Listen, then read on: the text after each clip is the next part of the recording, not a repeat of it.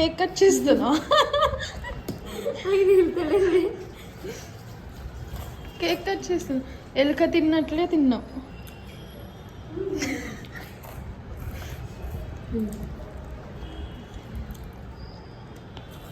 నువ్వు పోయిగా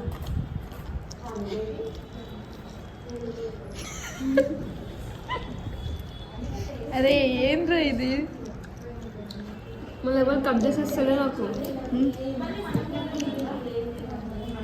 చేకి గుచ్చుకుంటుంది. గౌతమికి చెప్పు.